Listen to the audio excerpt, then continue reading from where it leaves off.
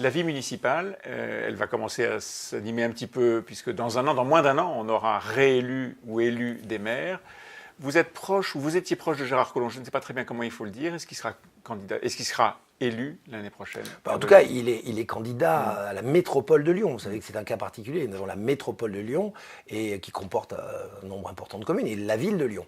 Il s'est prononcé. Il y a effectivement 2 candidatures aujourd'hui qui se déclarent entre guillemets proches de la majorité présidentielle. Je ne sais absolument pas vous dire aujourd'hui ce qui pourrait se passer. Mon souhait, c'est qu'il trouve une solution de compromis. Et vous ne dites pas mon souhait, c'est qu'il soit élu.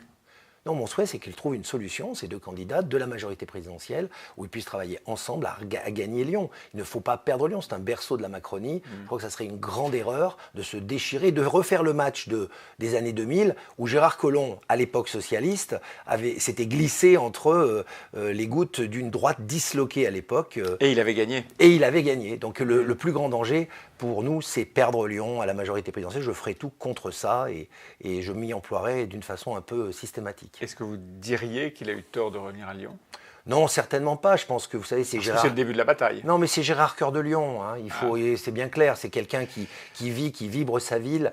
Je pense que peut-être il aurait dû avoir des discussions, encore une fois, à froid, sur le futur de tout ça. Il y a eu un peu un emportement, il y a eu un emballement qui crée cette tension. Mais vous savez, comme on dit à Lyon, tout le monde, ils peuvent pas être de Lyon. Il y a des choses qui se discutent en local qu'aucun Parisien ou aucun Breton ne comprendra. Donc moi, je reste optimiste, même si la situation est tendue aujourd'hui.